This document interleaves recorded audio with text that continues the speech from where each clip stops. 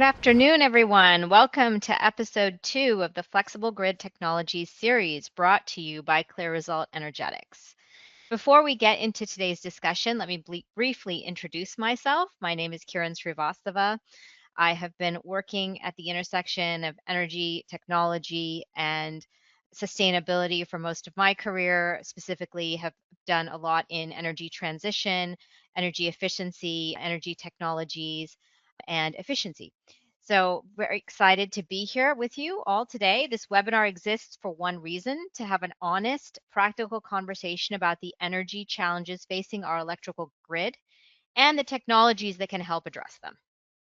In episode 1, we explored the broader role of distributed energy resources. Today, we're focusing on one technology that has quietly delivered value for decades, but whose full potential has yet to be realized, and that is combined heat and power, or CHP as we call it in the industry.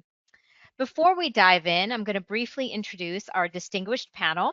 David Gardiner is the Executive Director of the CHP Alliance and President of David Gardiner and Associates. David brings the policy perspective, what it takes to move CHP from a good idea into real-world deployment. Bob Gemmer is a subject matter expert here at CLEAResult Energetics. Bob brings technical perspective, what CHP can actually deliver for the grid and where the engineering challenges lie. And Sam Gage is our senior project manager at CLEAResult Energetics. Sam brings the program design and customer engagement perspective. How utilities and industrial customers actually evaluate and launch something like flexible CHP. Together, they bring expertise across policy, technology, utility programs, and implementation. Let's get started. All right, the electricity grid in America is facing challenges unlike anything it has experienced in decades. After nearly 20 years of relatively flat demand, electric consumption is growing rapidly, driven by 3 major trends: artificial intelligence and data centers, electrification of vehicles and buildings, industrial expansion. NERC's January 2026 reliability assessment projects summer peak demand will grow by 224 gigawatts over the next decade, the fastest growth rate on record since NERC began tracking in 1995. Much of the generation retiring to make room for that growth is being replaced by weather-dependent resources that cannot always produce electricity when the grid needs it most. That creates a growing challenge, increasing demand, less dispatchable generation, and a greater need for flexible, reliable resources. So where does combined heat and power fit into the picture? Bob, you spent over 40 years working on this exact question. I'll let you set the stage for us on what CHP actually brings to the table. Great, thank you. And CHP isn't new. It's been around in commercial and industrial facilities for over a century. Quite honestly, the first power plant in New York City was combined heat and power. Because it captures waste heat that would ordinarily be lost and uses it productively on site, CHP systems can achieve total efficiencies of 60 to 80 or even more % versus the approximately 45% or so that is the cost of making electricity and not using the heat. More importantly, and maybe even a major reason why this is of interest, I think, to the grid, is that CHP is dispatchable. It can be turned on and off on demand. It doesn't rely on the availability of wind or sunshine to make electricity.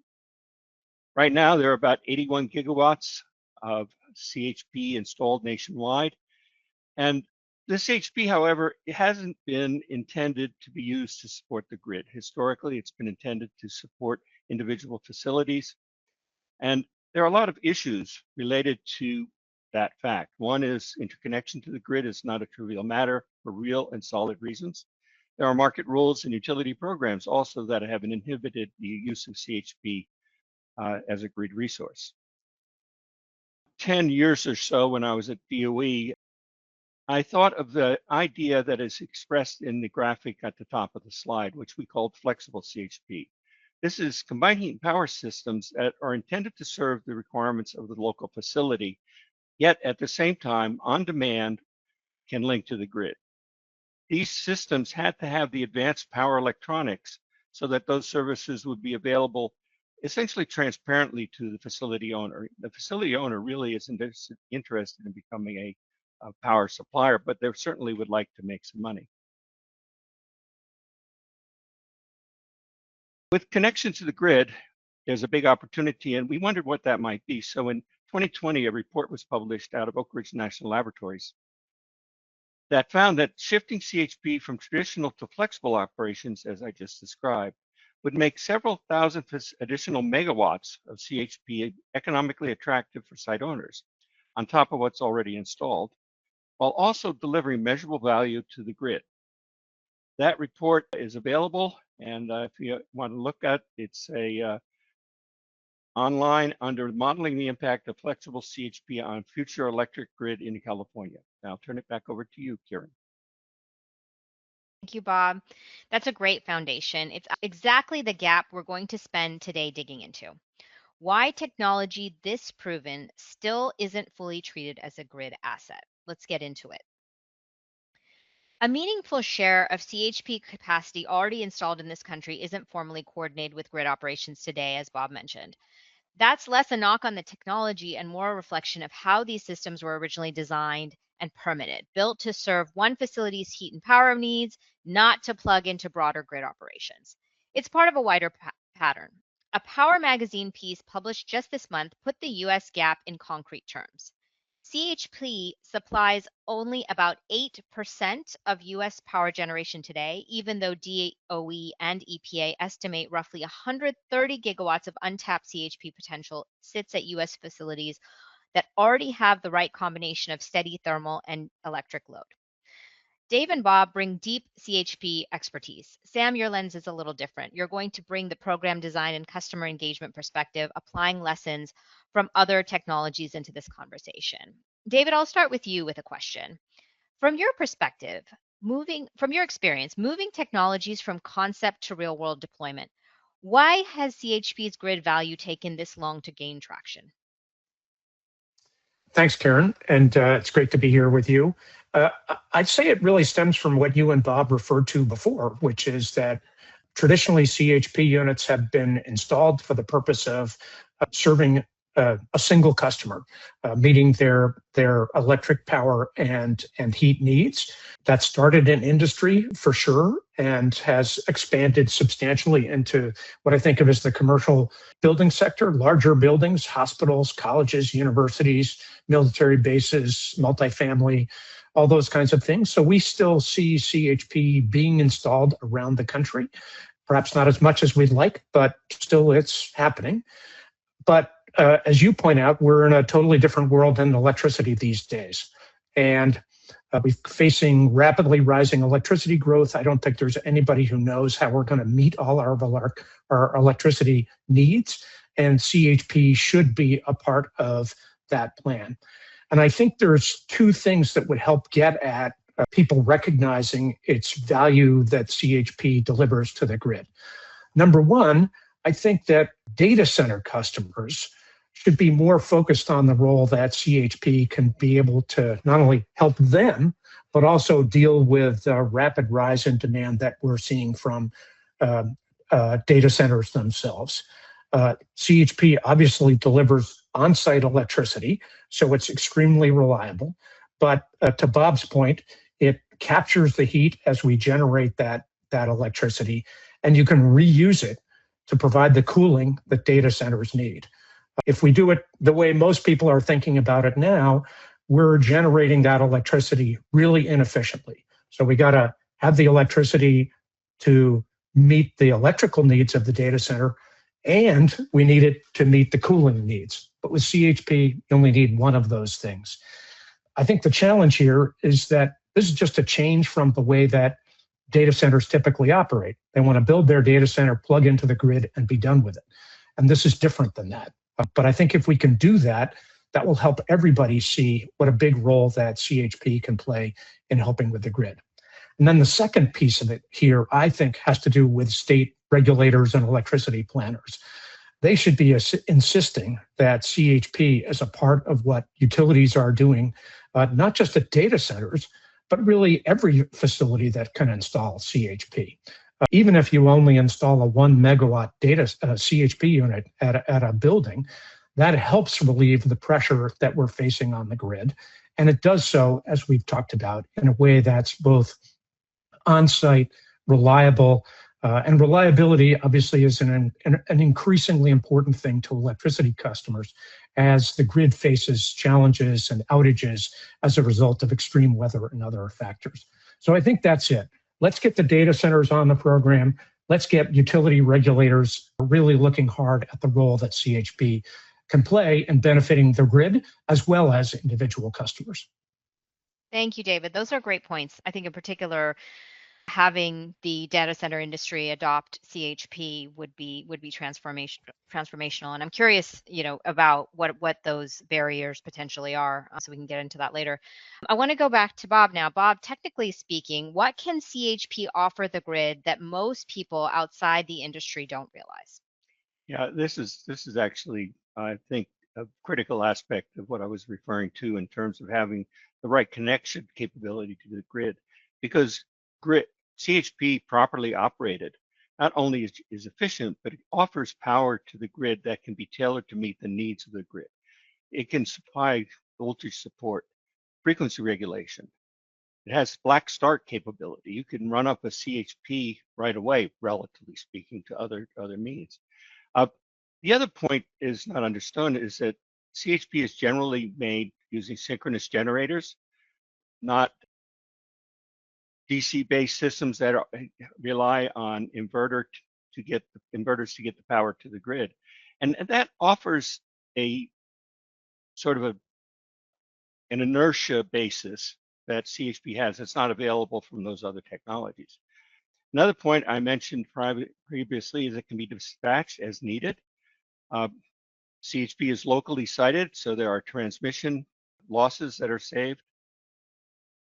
If you have extended outages, CHP runs on natural gas fuel, which is generally readily available, although that's another topic we'll talk to in a moment, and it provides ability to be there when power isn't available from other resources. Likewise, its power is available in a predictable and reliable way. And finally, a lot of people may not appreciate this, but because of its efficiency, CHP, relative to other thermally based generating systems, not solar or wind, is much less prone to emissions. In addition, CHP can be run on fuels that are carbon neutral, like hydrogen or non-fossil based methane and other fuels. There's a lot to be said there, but I think we should probably move on. Thank you, Bob. That's great points. I'm glad you brought up the efficiency. I definitely think that's something that probably isn't focused on enough in terms of the technology and the benefits you're getting there. Sam, turning to you now, where does CHP typically land on the priority list for customers and utilities you work with, and why? Well, frankly, this touches on some of the challenges that have been discussed thus far, but it doesn't typically rank very highly. Oftentimes, industrial customers are looking for easy wins, right? They're looking for opportunities to save energy on lighting and motors and compressed air, building envelope. CHP systems are capital intensive pieces of equipment that deliver excellent wins from an operating perspective. Bob, you mentioned this, that a combined cycle power plant, you may have an efficiency somewhere between 20 and 50%, but a CHP system can be 60%, even 80% efficient. So there's certainly efficiencies to be gained from an operating perspective, but it's a question around opportunity cost. So from an industrial's perspective, do I invest my dollars in a combined heat and power system, where I could invest those dollars in something that could be, as I said earlier, an easier win?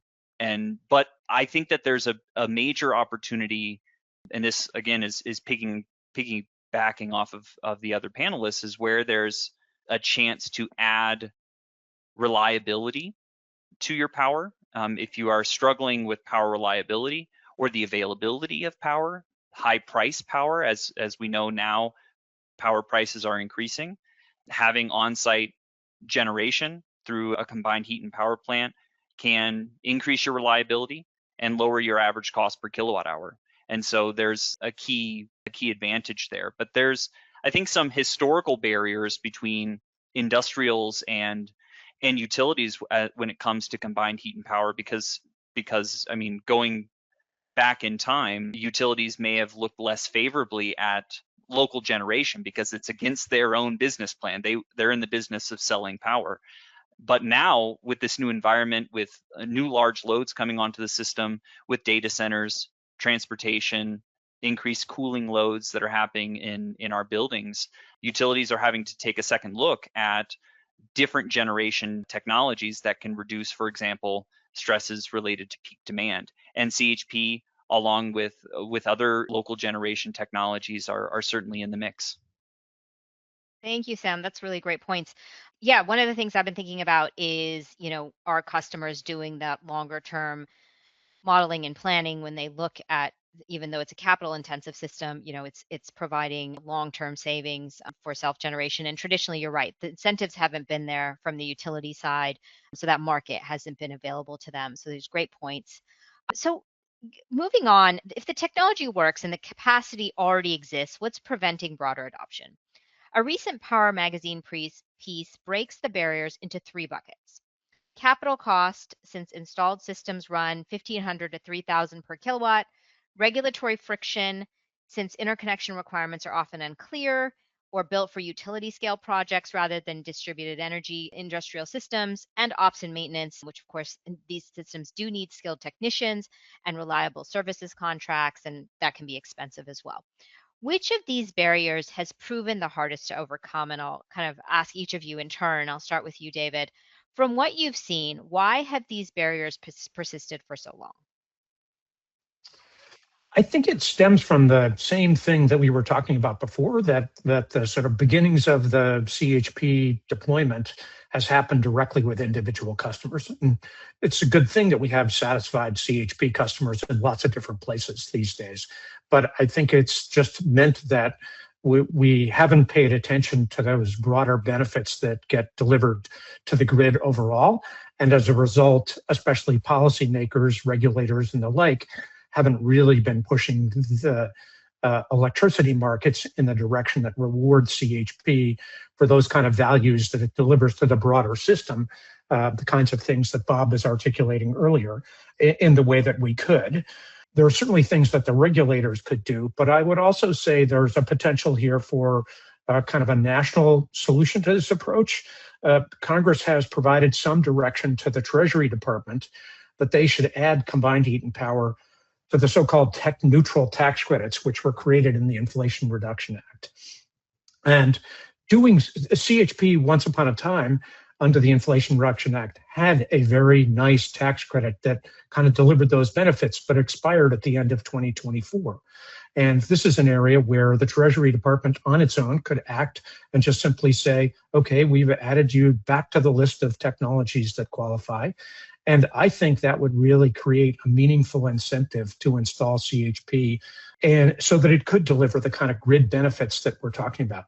So instead of having ratepayers in effect encourage it, this would be a place in which we'd have a tax incentive that would encourage that to move forward.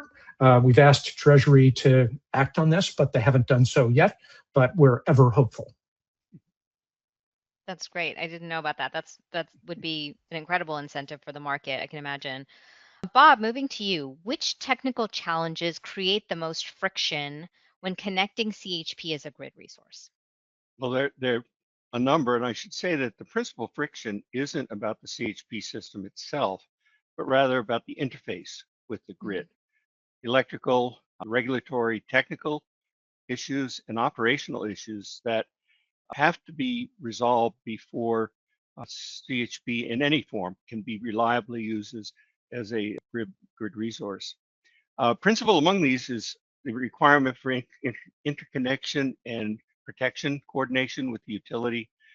Maybe the biggest risk amongst any of them is the fact that CHP systems can, if operated incorrectly, damage the grid's reliability rather than support it.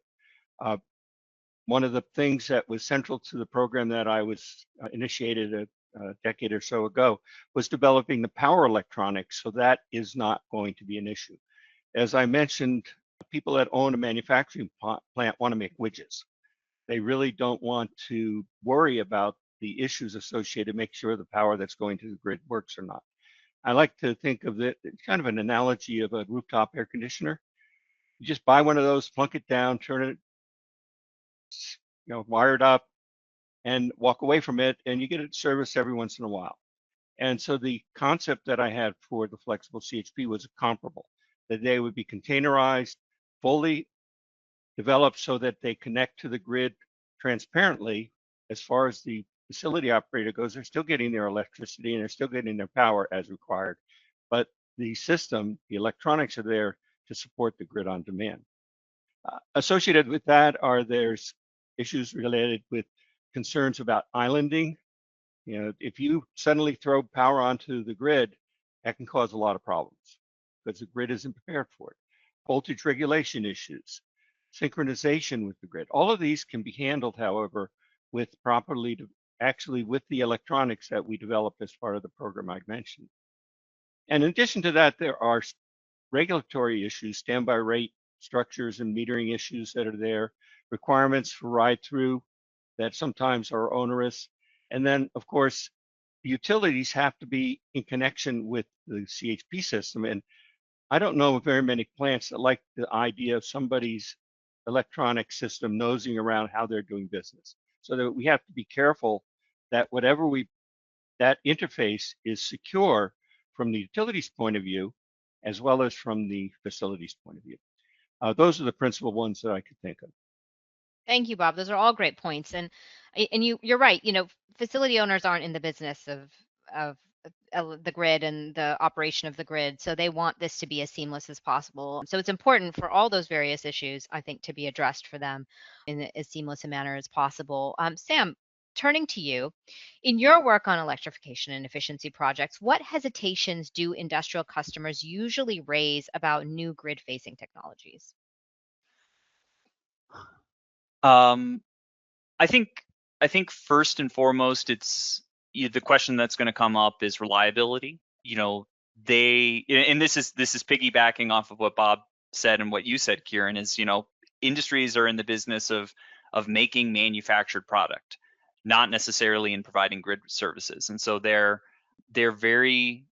care more about protecting the uptime of their manufacturing process than a size of an incentive for providing grid services. So reliability is the number one thing. They don't want, for example, a production line to go down in providing some sort of service. Number two, I mentioned this before, is capital intensity and opportunity cost. So every dollar that goes to fill in the blank, CHP or on-site PV or a geothermal system, is a dollar that's not invested elsewhere. And so they need to explore where are their dollars most strategically invested from a capital expenditure perspective. Number three is complexity. So, if there's a new technology, you cannot assume that there's an expert at that industrial site that knows that technology or understands how it's integrated. So anything that requires new metering or, and Bob, you mentioned this, interconnection agreements, boy, that's a headache, right?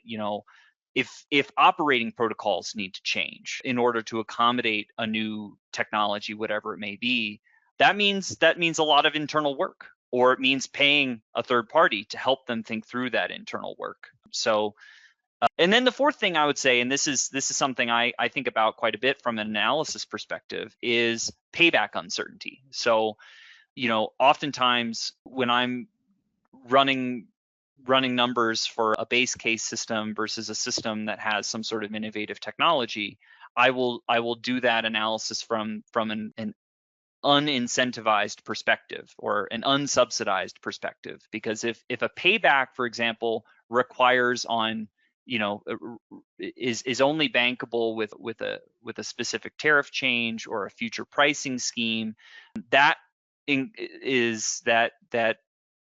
brings uncertainty into the equation, because an industrial site, if they're going to be investing, for example, in a CHP system that will run for decades, then they need certainty that a certain pricing scheme or an incentive or a subsidy that makes this project bankable will be there during a specific period, or even during the entire lifetime of that piece of equipment. And so payback uncertainty is a big piece of this as well. Thank you, Sam. Yeah, all great points. That makes a lot of sense. You know, I can imagine that, you know, for them even to do the long-term planning and modeling around the cost savings is also a burden and a potential barrier, because that's not their core business. But you know, having incentives come and go with various political administrations is also going to be very difficult to you know, to the adoption in terms of building the market. So I agree with you. It would be better to model without it, so that if you're seeing the savings regardless of the incentives, that's a good sign. Absolutely. And I'll just add, even Yeah. pricing, even energy pricing, you know, what Yes. it's very hard for us to look into a crystal ball and know what is going to be the price of natural gas or the price of electricity 20 years from now. So it's Yeah, exactly. a challenging problem, certainly. Yeah, there's a lot of risk. There's a lot of risk in adopting a capital intensive system with a lot of complex, you know, different cost elements. So it makes a lot of sense. So I want to shift the conversation a little bit. We've talked about a lot of the barriers. You have done a great job, all three of you, of making them very clear. An efficiency program gets a CHP system installed, let's say. A grid services program enables the CHP system to support the grid when it's needed most. These are very different outcomes, and we've kind of touched on this a little bit. Today, most utility programs focus on installation, but relatively few compensate CHP for the flexibility and the reliability it can provide after it's online. We already have real world examples proving this concept. St. Joseph's Hospital Health Center in Syracuse, New York, has demonstrated how CHP can provide both facility resilience and meaningful grid support. So we know that this is possible.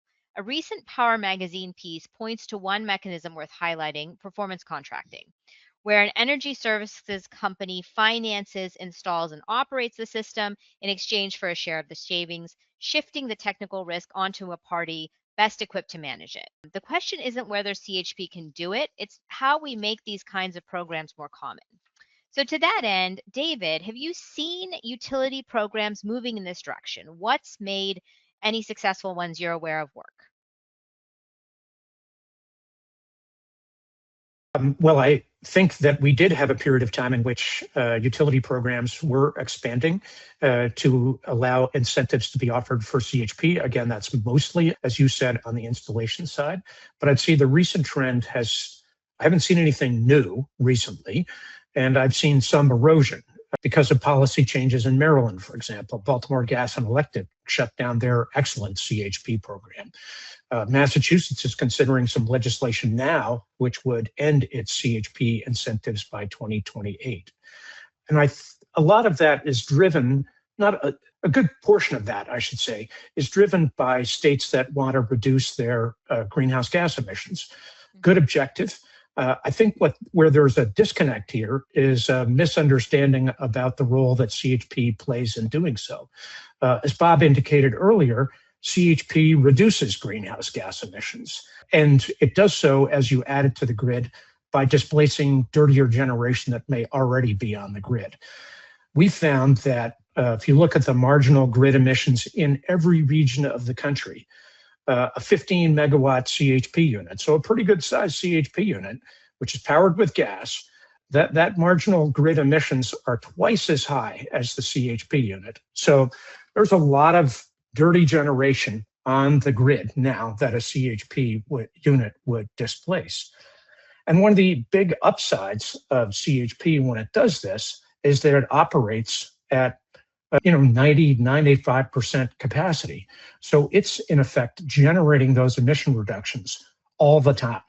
And so that same CHP system basically can deliver the same level of CO2 reduction in 8 years that a comparably sized solar PV unit would do in 25 years.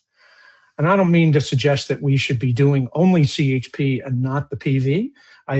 It's not that we should be doing CHP and not electrification or vice versa. In my mind, the way that one wants to get at climate change for those states who want to do it is an approach that includes CHP and solar and electrification. Absolutely. I would agree with that. I think there's some important points there. One is that, being able to price that type of trade-off, right? Where you don't have to fast startup systems because you're getting this very highly efficient system to be able to play in the grid. That type of, pricing that type of benefit, right? I think is one of the things that would be very valuable.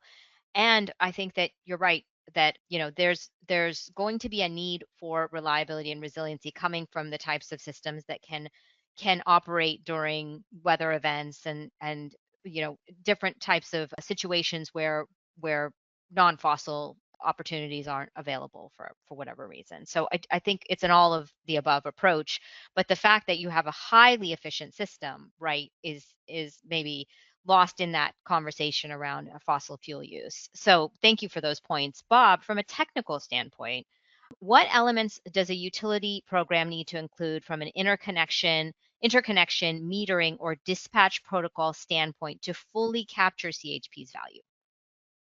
Well, thank you. And not just, again, it's not just the efficiency that CHP offers, which is substantial, but the other aspects of grid services, resilience, and capacity that it offers to the grid also are substantial values to the utility systems. However, there are significant barriers across all three elements of interconnection, metering, and protocols for that dispatch. A couple that come out in the interconnection bucket, if you will, are that CHP systems range from a couple of megawatts up to 100 plus megawatts. And you can't treat all of them the same way. You need to have a tiered, size appropriate approach to the review process so that the smaller units, and I'll go back to my comment about rooftop air conditioners, they could just buy a box, set it down, and there is a quick review because it's got all of the elements pre-tested, pre-established, so that the utility knows that what it's getting off of that piece of equipment are going to be appropriate for its requirements. Whereas if you're talking about installing a tens of megawatts of power, maybe you want to go through a more detailed evaluation because those systems are usually not plug and play, quite honestly. They're designed to meet the requirements of the facility. Equipment lists, as I said, the power electronics need to be pre-certified so that they know that if you have this set of power electronics in there, it will deliver the way you want it to deliver to the grid. Metering and rules for islanding are critical. Where are the costs in this, and what are appropriate costs for the utilities to bear versus the facility to bear? It's buying a piece of equipment because it's going to benefit its operations, but the utility wants that electricity to work. So there needs to be some place in there that the utility supports the proper power electronics so that the system can deliver. Going back to dispatch protocols, I'm sorry, let's talk about metering as I skipped over that. You need to treat each individual CHP system as a separate power generating source. You have to have the metering for export versus host load so they can appropriately assign the costs. Stand-up backup rates really aren't designed to have this kind of delivery available.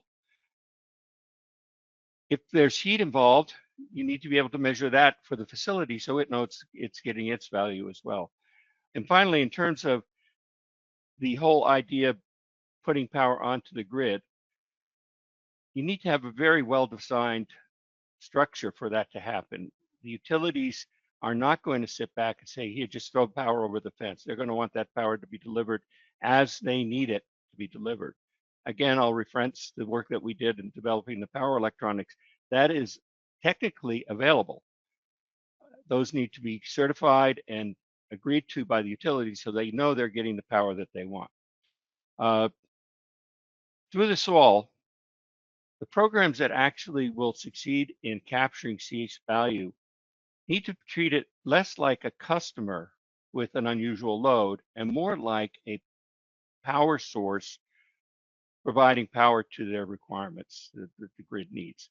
Think of it as a power provider somewhere much larger. Those rules are well established. We need to have similar accessibility to the lower power provider that CHP provides. It's not a matter of just a few. There, as was noted in the report, a very large number of facilities that are capable of providing this kind of power. We need to have a system set up to make it relatively straightforward for that power to get onto the grid, and yet at the same time not threaten the grid with the dangers that it's most afraid of, which are instability and basically losing control of their power. So I think that covers the areas I'd like to touch on. Thank you, Bob. That was great points. Yeah, it sounds to me like there's the technical things that need to be solved, and your work was part of this on the power electronics, but a lot of work for the utility to set up the systems and frameworks in order to make this all possible. But it sounds like it's also repeatable, right? Once they do it for one customer, it can potentially work for a lot of different CHP facilities and provide that true grid asset, which is what they need the most. Sam, on to you. You've led pilot design across industrial electrification and decarbonization, including Energetics' first utility pilot. Walk us through the general framework you use to evaluate whether a new technology like flexible CHP is ready for a pilot, establishing a technical baseline, building the economic case, and designing the right incentive to close the gap. Yeah, it's not anything new. So, but it's, I like to take problems that are large and segment them and compartmentalize them into bite-sized pieces. And so I usually will approach this with a three-step approach that you touched upon, Kiran, which is I first, when regardless of what technology you're going to be exploring, step one is to establish a technical baseline. You have a base case, you have a specific industrial facility. Can we design a digital representation of that facility and generate its process profile, its mass and energy balance? What is its actual thermal load? What is its actual electrical load? With a baseline in place, you can look at its yield, its throughput to really understand what's the utilization rate of a given facility, and then you can start, with your base case established, you can start, playing with it, asking what ifs of your model and plugging in different technologies. In the case of combined heat and power, what does this facility need to be sized at if it's going to be providing grid services or only be providing heat and power to the facility?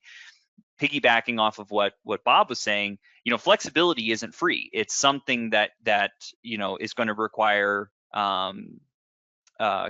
surplus capacity. Potentially, it's going to require additional equipment to be able to provide those services to the grid.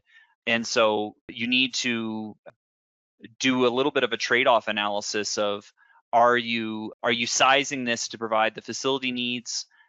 If it's sized appropriately, are you going to be in any instance sacrificing manufacturing productivity? But once you have a technical, you've established the technical performance parameters, and you understand, performance of a base versus performance of your innovative technology, you can start moving to building an economic case, and preferably, as I said before, building an economic case without incentives, right? What does it take to run this side by side? And we have developed a cash flow model within CLEAResult Energetics that we're able to generate net present value, internal rate of return, simple payback times, with a lot of different technology configurations for multiple industrial sectors that I'll touch on in just a moment. But I say without incentive specifically so that you can know what the delta is between your base and your innovative approach. And in doing that, you can progress to your third phase, which is a more policy or an incentive based approach, where, okay, let's design an incentive that closes a very specific gap in that delta between the base and the novel case, rather than just generating like a generic rebate, which could be the case if you're seeking support from a utility program, for example. And we've been building out this methodology in collaboration with the U.S. Department of Energy and Oak Ridge National Laboratory, where we're exploring energy supply, demand, and integration options for large industrial loads. And we've explored fuel switching, large cogen, integrated solutions where you're, as you're saying, David, you're pairing small cogeneration units with electrification technologies, trying to chase energy prices in the market. And we found that there are configurations that are advantageous with cogeneration and electrification, as long as you're able to target the actual barrier, which is addressing peak demand and the ability to flex your operations based on the price of energy. Thank you, Sam. Wow, that was really great. Super exciting stuff there. Love that we have these tools available, and they're going to start to, as I mentioned before, give you the knowledge in order to make better decisions about these technologies. But also, what you said about the incentive being targeted, I think that's critical and really great stuff. So we have a couple minutes before we want to have some audience Q&A. So I'll just quickly talk about, kind of the last section, which is basically we've discussed the opportunity, we've discussed the barriers, the technology exists. So I want to quickly ask each of you, just 1 minute each, if each of you could change one thing tomorrow, whether it's a rule, a utility practice, a program requirement, what would have the biggest impact on unlocking CHP as a true grid resource, which is kind of a future that we can all see as being incredibly valuable? David, I'll start with you. If you could change one rule or requirement tomorrow, what would have the biggest impact? Well, I think it'd be that same tax credit that I talked about earlier. I would get the Treasury Department to act on that, because the way the tax credit would work, it's both an investment tax credit, or it could be either an investment tax credit, which is what combined heat and power has had traditionally when it's had a tax credit, as well as the potential for a production tax credit. So that is an interesting option, which CHP has typically not had. But again, I think this gets at how do we get the grid moving in the right direction at a time with rising electric power prices. And Treasury, with a stroke of a pen, could make a lot of CHP potential happen just by adding it to the list of technologies that qualify for this tax credit. Thank you, David. Bob, from a technical standpoint, what's one fix that would unlock the most value? Well, as I've been saying, CHP itself is a well-established technology. Where the issue lies is at the interface between the grid and the industrial or commercial facility with CHP. And probably maybe the most important single issue is the fact that most connections to the grid have an anti-islanding protection to prevent unregulated power from getting to the grid when the grid has a dip in power. And that protection, it basically obviates the potential for CHP to be connected to the grid, because it has to turn the connection off as soon as there's a dip in power on the grid, because they don't want a power that doesn't meet its requirements coming onto the grid. Yet the power electronics that would enable that are available. And the IEEE has a very clear rule regarding voltage support and controlled islanding that would relate to this. And it's a solved problem. It's just not used in CHP. Advanced inverter functions are now required, are now standard rather, for the inverter-based power generators like solar or wind. The gap is that most CHP systems in present today would have to have their entire electronic connection revamped using the new technology. And that's a cost, and it's a cost that probably would not be relevant for the facility to bear. So we're back to who's going to pay for what here. And Also, having a standardized interconnect to the grid available that's been vetted would shorten the long time lead time. If you want to go read what it takes to get connected to the grid, and the hospital in Syracuse had to face, they're substantial because they had to prove everything they were doing was correct instead of saying, okay, check a box off, this one works, we know it's safe, let's just use it. So that would provide a hardware solution to a problem. However, behind that hardware solution are all the policy and regulatory issues that have to be addressed. So we have the technology, it's proven, it's used elsewhere. We've shown it in our own systems under the program that was at DOE a decade or so ago. So the challenge is, okay, how do we make that solution available faced with the hindrances that are in the regulatory and policy framework? I would end it there. Bringing that together with the technology solutions and making it a smooth and seamless transition. Agree. And Sam, I'll just give you a couple seconds to say, from the industrial customer side, what needs to change to make partnerships with utilities easier to launch? Yeah, well, I'm glad, Bob, you mentioned about streamlining interconnection pathways. That's a key thing, right? When industry wants to make money and reduce risk, that's what they want to do. And if they want to do a capital expenditure to do those two things, they'll just do it. But interconnection timelines greatly exceed that. So there's a mismatch there. So streamlining interconnection pathways is definitely something I co-sign. But the thing I will volunteer is that I really think that there needs to be, but the technology exists.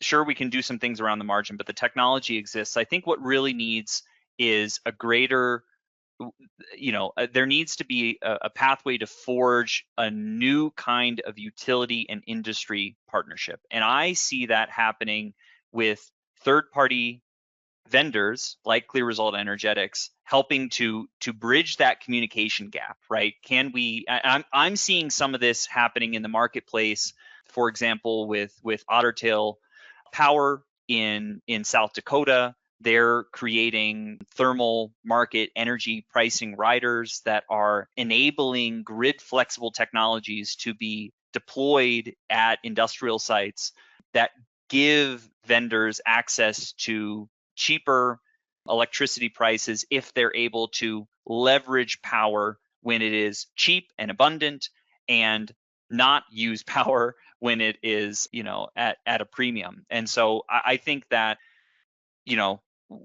we can play a really strong role in highlighting where there are success stories in the industry and really replicating those to drive more grid flexible technology solutions in industry.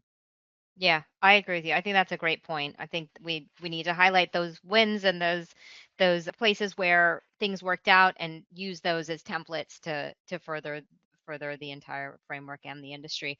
Thank you all. These were great points. I want to turn it over to audience Q&A, so please put your questions in the chat. You have an option to do that and send them our way. We're happy to answer them. One did come through about permitting. Is permitting a major barrier in this issue? I was wondering if any of you had a perspective on that. My perspective is no, because it's industrial plants that have the ability to kind of do that themselves. So I didn't see that as a barrier, but let me know if that is actually a barrier.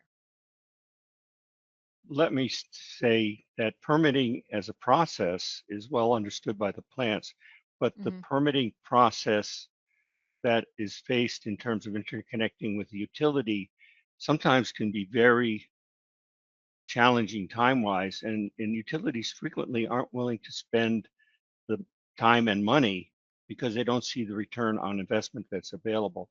At the end of the day, I'll go back to what I said earlier, a standardized set of connection electronics that are established would simplify that problem substantially, but there are also all of the other policy and regulatory hoops that you have to jump through to make it happen. Yeah. Thank you for that, Bob. Yeah, that makes a lot of sense. An interconnection is definitely an issue. It comes up.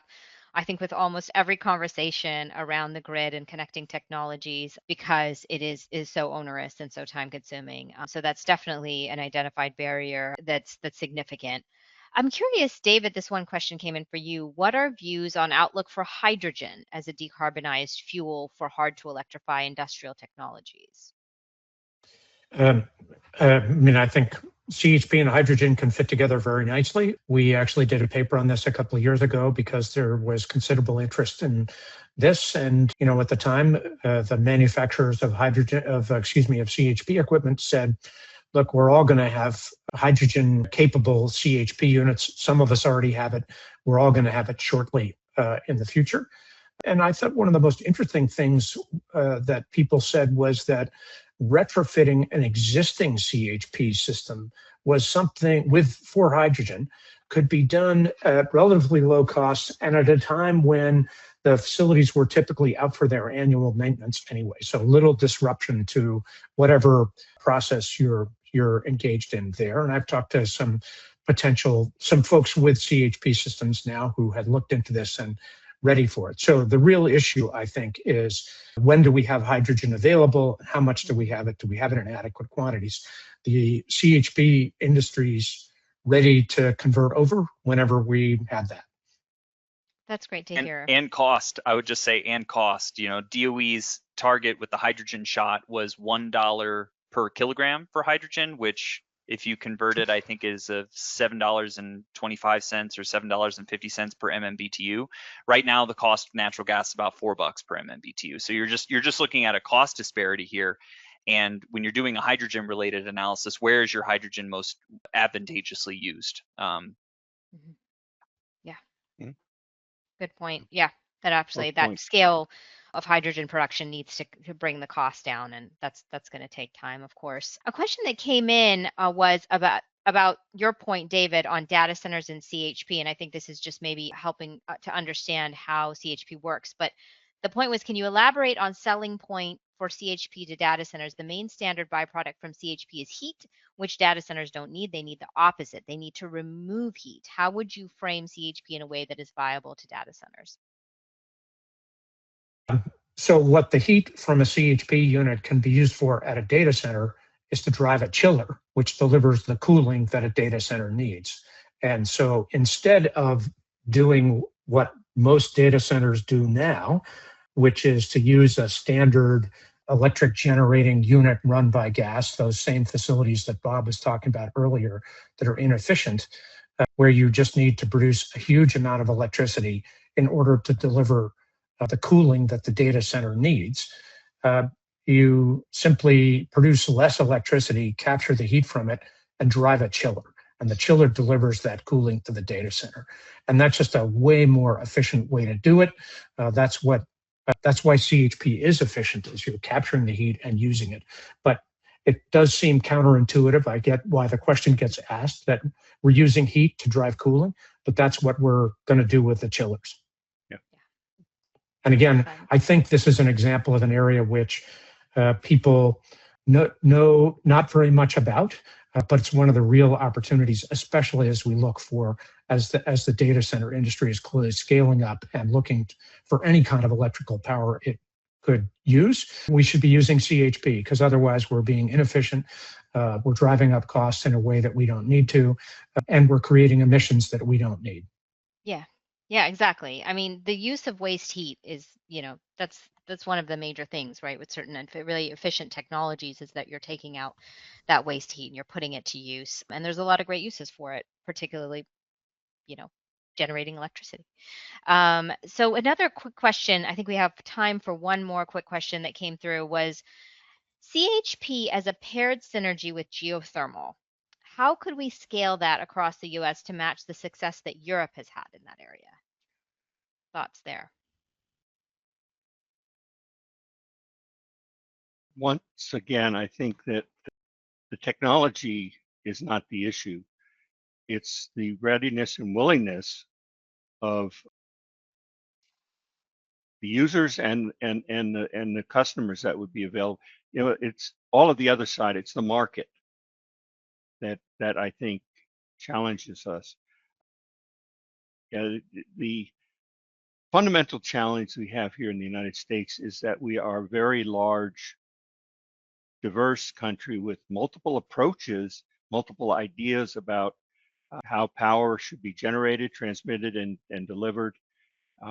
There isn't a overarching unitary view as exists in most countries in the world, quite honestly. And it's one of the quite honestly, diversity is one of the positive aspects, I think, of our nation. But at the same time, it presents hurdles that challenge our ability to do a broadly supported geothermal / CHP integration. So it's something that is outside of my technical expertise for sure. I don't know, David, if you've looked into this at all. I just think CHP is a technology that pairs well with practically any technology. We've talked about hydrogen here, carbon capture and storage, renewable natural gas, biomass, other kinds of fuels. Yes, I think it certainly pairs well with solar and microgrids and storage. We see a lot of use of CHP in those kind of microgrids. And I think the answer is yes on geothermal as well. CHP just delivers a lot of resources that paired with other technologies delivers a better outcome for both the end users and the case that we're talking about today, often the electrical grid. Mm-hmm. Thank you. All right. Thank you, David, Bob, and Sam, for sharing your expertise today. And thank you, everyone who joined and participated in today's discussion. We will send a follow-up email with today's recording, presentation materials, additional resources, and our companion blog post. If you'd like to talk through what flexible CHP could look like for your facility or utility program, our team at CLEAResult Energetics is happy to help. Details will be in the follow-up email as well. We also hope you'll join us for the next episode of the Flexible Grid and Technologies webinar series that we're running here, where we'll continue exploring technologies that can help build a more flexible, resilient, and reliable electrical grid. And I'll tease that we're planning to focus on storage in the next webinar coming up in August. So please stay tuned for that and sign up for updates or go to our LinkedIn page. Thank you so much, all of you, for your participation. Very much appreciate it. Take care. Thank you.